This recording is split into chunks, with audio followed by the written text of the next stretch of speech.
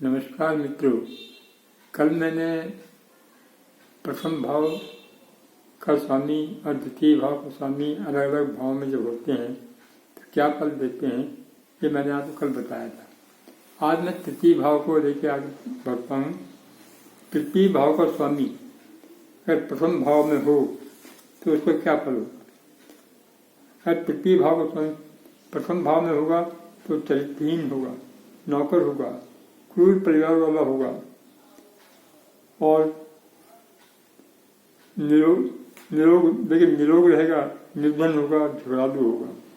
द्वितीय भाव में भिखारी, निर्धन, अल्प आयु, परंतु द्वितीय भाव का स्वामी शुभ ग्रह होगा तो अच्छा फल देगा।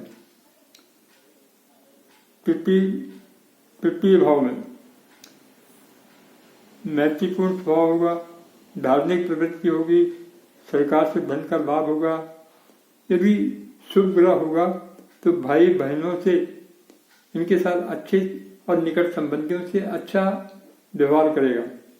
और यदि पापी ग्रह होगा तो इनके साथ अच्छा संबंध नहीं रखेगा। चतुर्थ भाव में अगर होगा तो माता पिता से विरोध करेगा, लालची होगा, बदनाम होगा, पैतृक संपत्ति का नाश करने वाला होगा और घरेलू जीवन दुखद होगा। पंचम भाव में होगा, पंचम भाव में अगर होगा तो बुद्धि बहुत साधारण होती है, संतान सुख तो होता है, अपनी जीविका के लिए बहुत मेहनत करनी पड़ती है और भाई बहनों से अच्छा संबंध रहता है। छठे भाव में झगड़ालू होगा, निकट संबंधियों से खूब लड़ेगा, सिर्फ भाइयों की सहायता करने वाला होगा, बाकी कोई निकट संबंधी आ जाए तो उसके साथ झगड़ा करना शुरू कर देगा। सप्तम भाव में अगर प्रत्येक भाव का स्वामी शुभ ग्रह है तो पत्नी सुंदर और भाग्यवान होगी। लेकिन यदि पापी ग्रह है तो पत्नी चरित्रहीन हो सकती है। अष्टम भाव में भाइयों की ओर से बड़ा कष्ट होता है, भाई बहनों का नाश हो जाता है, निकट संबंधियों से हमेशा कटु व्यवहार करता है, न उसमें साहस होता है, लेकिन दीर्घायु होती है क्योंकि तृतीय भाव भी दीर्घायु है और अष्टम भाव भी आयु को इंगेज करता है। इसलिए एक आयु भाव का स्वामी दूसरे आयु भाव में होगा तो आयु लंबी हो जाती है। नवम भाव में छोटे भाई बहनों से बड़ा खुश रहता है, उनके साथ अच्छा व्यवहार करता है और यदि तृतीय भाव का स्वामी शुभ ग्रह है तो जातक भाई बहनों की सहायता से आगे बढ़ता है और वो उनका आदर करता है। दसम भाव में अगर पृथ्वी का स्वामी दसम भाव में है तो जातक सम्मानित होता है, भाग्यवान होता है, समृद्धि को प्राप्त करता है।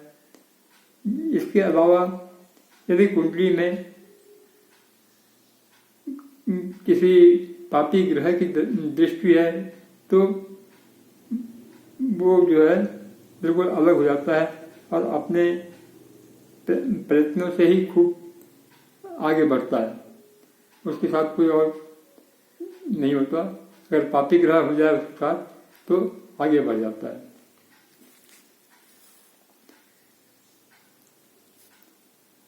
अगर एकादश भाव में हो तो इसमें अलग अलग तरीका है, बताया गया है।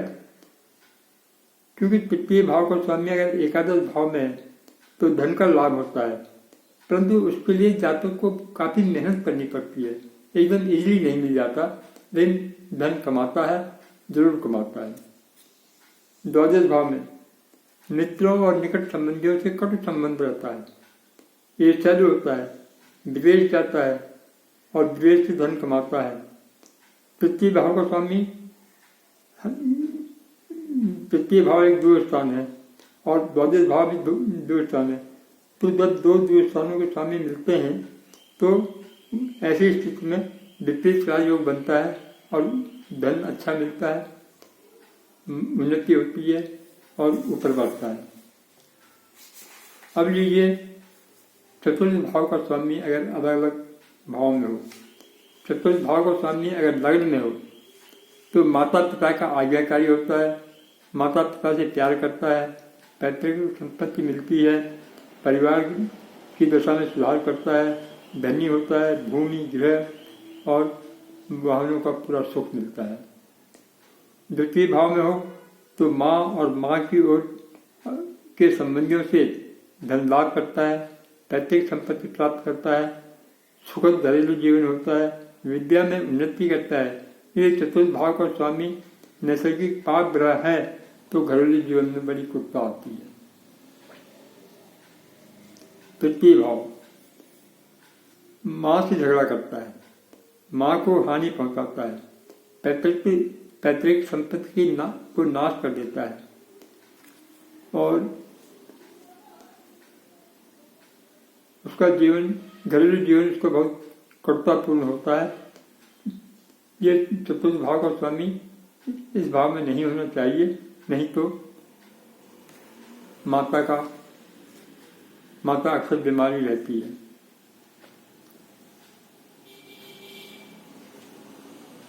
अगर चतुर्थ भाव का स्वामी चतुर्थ भाव में ही हो तो माता पिता का सत्कार करता है, राजा से सम्मानित होता है, पैतृक संपत्ति का लाभ मिलता है, माता दीर्घायु होती है, भूमि भवनों और वाहनों का सुख होता है, सुखद घरेलू जीवन होता है। अगर चतुर्थ भाव उनका स्वामी पंचम में हो तो पंचम में दीर्घायु, सरकार से प्रतिष्ठित और उच्च सरकारी पद पर आसीन होता है, उच्च शिक्षा प्राप्त करता है, कुशाग्र बुद्धि, पैतृक संपत्ति का सुख मिलता है। अगर छठे भाव में हो तो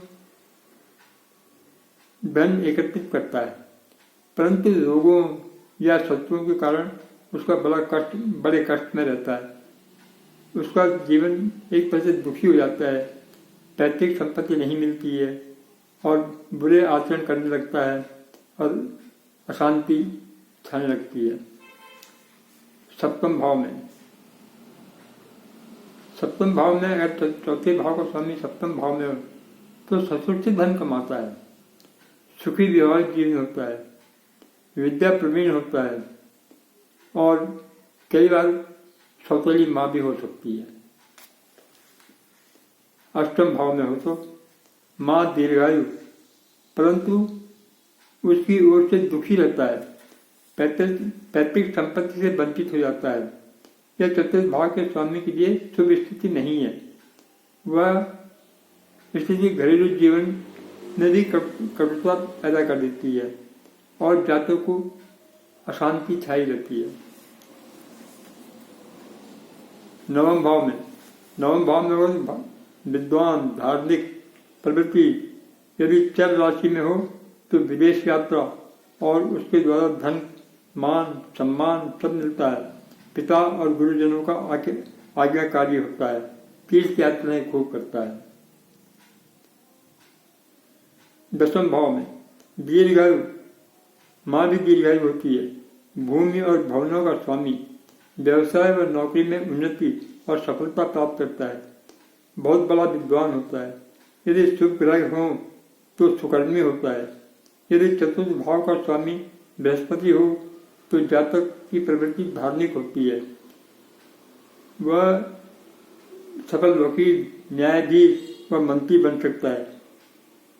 यदि चतुर्थ भाव का स्वामी शुक्र है तो जातक सफल तो खूब होगा परंतु उसकी प्रवृत्ति भोग विलास में ज्यादा रहेगी। एकादश भाव धनी, प्रतिष्ठित, सुखी और माँ से धन लाभ प्राप्त होता है।